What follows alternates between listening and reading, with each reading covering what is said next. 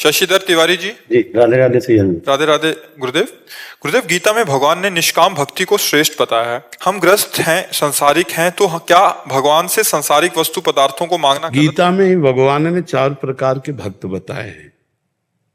आर्त, अर्थार्थी, जिज्ञासु और ज्ञानी।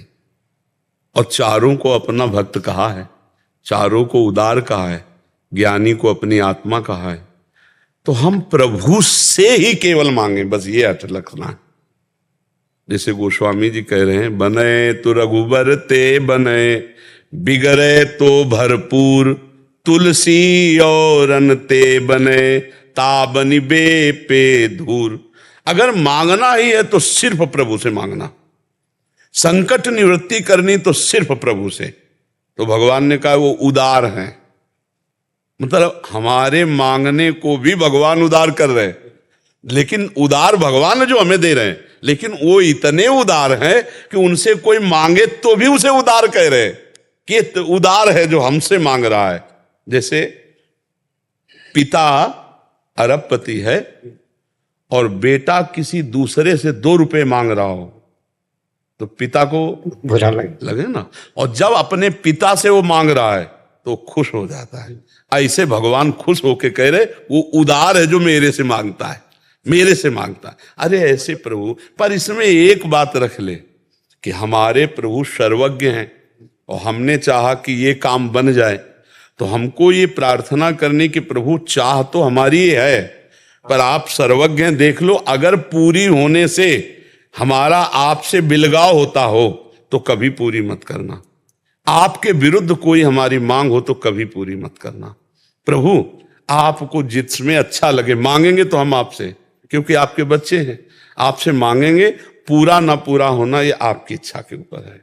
आप है तो इसमें हम श्रद्धावान होकर चलते रहेंगे, नहीं तो हमारी श्रद्धा में ठेस पहुंच जाएगी। जैसे हमने चाहा कि प्रभु तो जरूर हमारी बात ये पूरी कर देंगे और उनको लगा कि पूरी करने में ये विषय संसार में फंस जाएगा और उन्होंने पूरी ना की, तो आपको फिर लगेगा ना कि भगवान ने मेरी बात नहीं। हम गृहस्थ हैं गुरुदेव जी, और न चाहते हुए भी भगवान से मांगना पड़ता। हम मानते हैं ये बात, क्योंकि जब तक ज्ञान नहीं होगा, जब तक ज्ञान नहीं होगा तब तक मांगना पड़ेगा। नहीं तो मालिक ठाकुर जी हैं, मुनीम आप हैं, तो घाटा और मुनाफा ठाकुर जी का, आपको क्या मांगने की जरूरत है। बात देखो, नाथ सकल संपदा तुम्हारी, मैं सेवक समेत सुत नारी। तो भगवान गीता जी में कहते हैं तुम केवल मेरा अनन्य चिंतन करो, योगक्षेम का वहन मैं करूंगा। तो विश्वास कर लो, मांगने की जरूरत क्या है। अनन्यस चिंतयन्तु माम ये जना परिपासते, तेषाम नित्याभियुक्तानाम योगक्षेमं वहाम्यहम्। तो हमें विश्वास नहीं हुआ ना वहाम्यहम् का, चलो हम मांगते हैं। प्रभु ने उसकी भी छूट दी, पर हम प्रभु को छूट दे दें। पूरी हो तो जय जय, और ना पूरी हो तो जय जय। आप मंगल भवन हो, जिसमें हमारा मंगल हो वही आप करेंगे। हम लाख बार मांगे तो भी आप अपने ही मन की करना।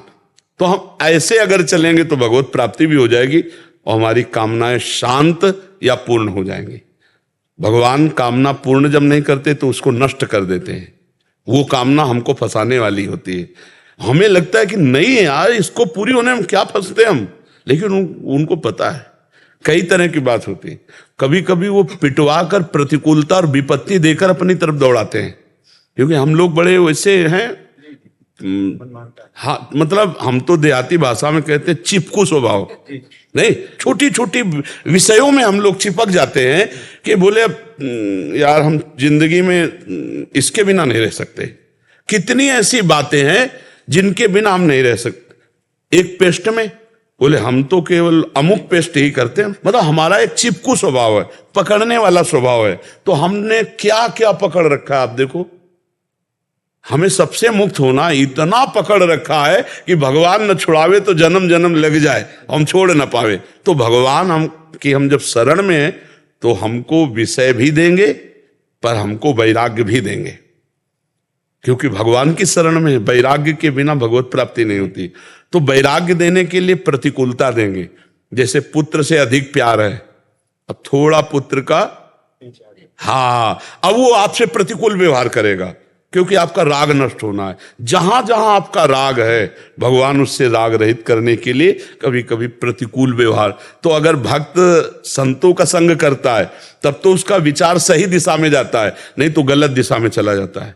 वो प्रतिकूल सोच जाता है, वो निगेटिव सोच उसको फिर वो भक्ति रहित कर देती। तो हमें ये प्रार्थना आपसे करने की, मांगिए पर भगवान के भरोसे होकर परिणाम को भगवान के ऊपर छोड़ दीजिए, तो उससे बड़ा मंगल रहेगा।